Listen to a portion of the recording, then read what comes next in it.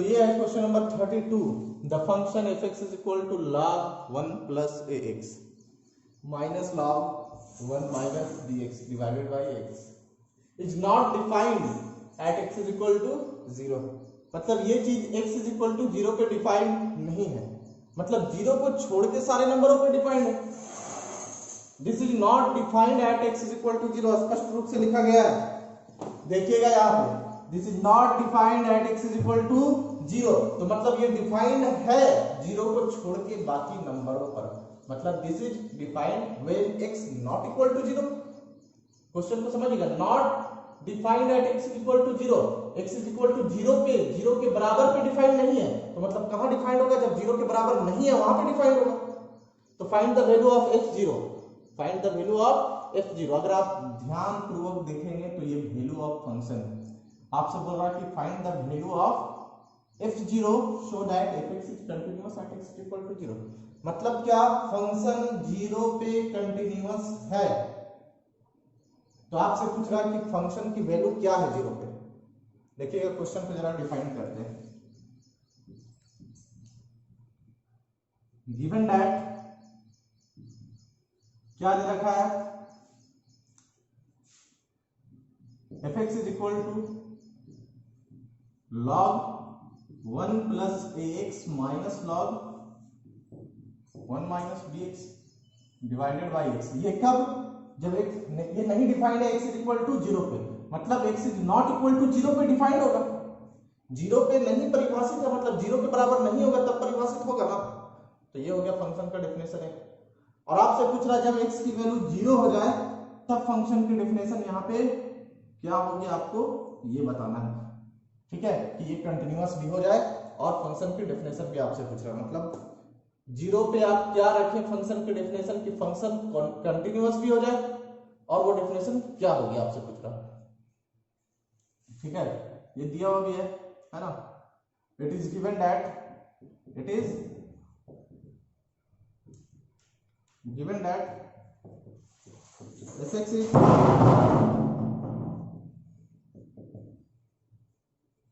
continuous function at x is equal to 0। fx जो है वो कंटिन्यूअस फंक्शन है at x is equal to 0 पे। therefore LHL RHL और वैल्यू ऑफ फंक्शन आपस में इक्वल होंगे। तो वैल्यू ऑफ फंक्शन कैलकुलेट करना है, तो इन दोनों को कंसीडर कर लेते हैं ना। तो देखिएगा, है ना, ये फर्स्ट मान लेते हैं, ये सेकंड, ये third. Taking second and third term, है ना, सेकंड और थर्ड टर्म्स को ले लिया गया। सेकंड एंड थर्ड टर्म्स को ले लेने के बाद क्या होगा कि RHL और FA आपस में इक्वल होंगे। RHL का फॉर्मूला होता है limit h tends to 0 function of a plus h is equal to fa।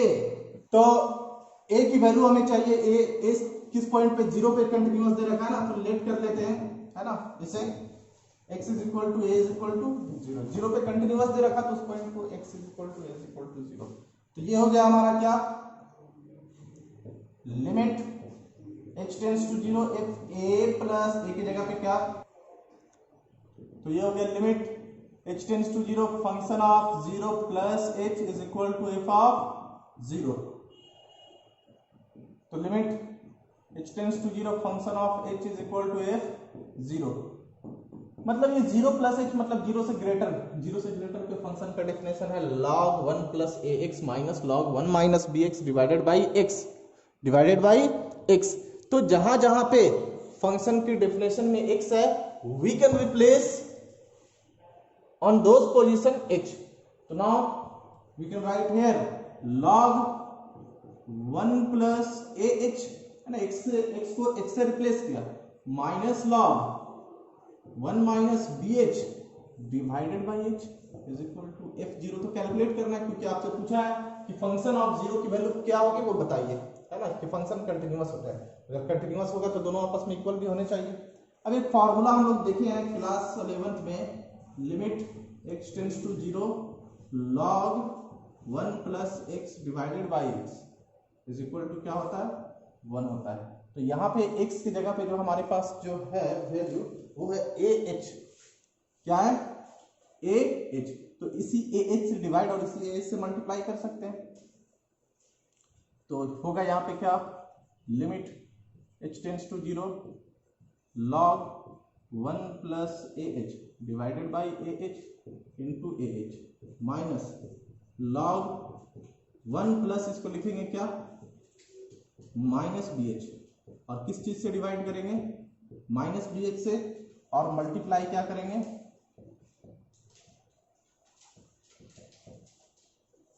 Minus BH divided by H, और यहाँ पे हमारा क्या है, फंक्शन ऑफ 0 है। ये फॉर्मूला है, इसे मिटा देते हैं।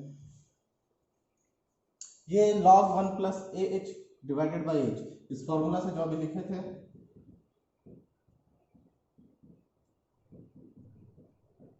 क्या होगा, ये 1 होगा।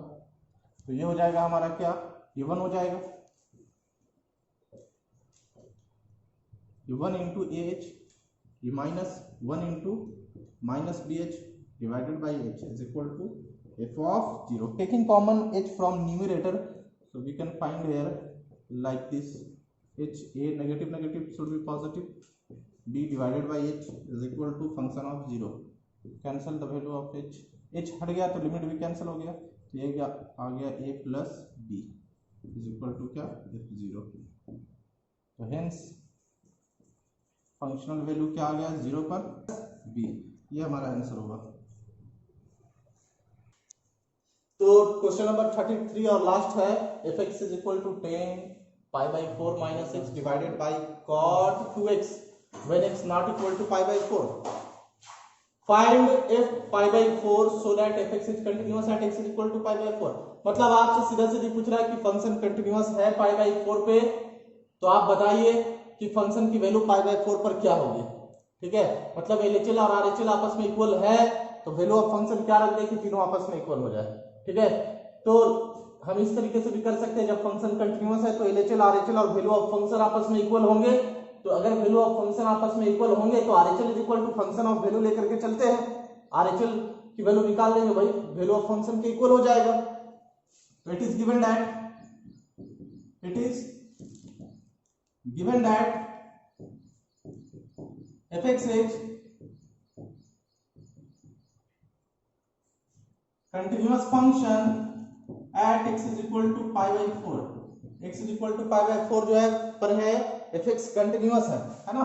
तो let x is equal to a is equal to pi by 4, तो therefore left hand limit is equal to right hand limit is equal to fa। Clear, इन दोनों को कंसीडर करके चलते हैं, क्योंकि हमें fa ही तो चाहिए, और fa RHL दिया LHL के बराबर होगा, तो LHL या RHL को निकाल देते, वो fa के बराबर होगा, मतलब fa की वैल्यू भी आ जाएगी। ठीक है, तो चलिए, तो taking RHL is equal to fa, RHL, तो ये हो गया, a की वैल्यू क्या रिप्लेस करने वाले हैं हम लोग, limit h tends to 0 function of pi by 4 plus h is equal to function of pi by 4, ये तो हमें चाहिए। और f pi by 4 plus h that means greater than pi by 4, that means not equal to pi by 4, not equal to pi by 4 पर function की definition है 10 pi by 4 minus x divided by cot 2x। तो जहां जहां पे x होगा वहां पे हम लोग क्या रिप्लेस करने वाले हैं, पाई बाई 4 प्लस h। तो therefore limit h tends to 0 10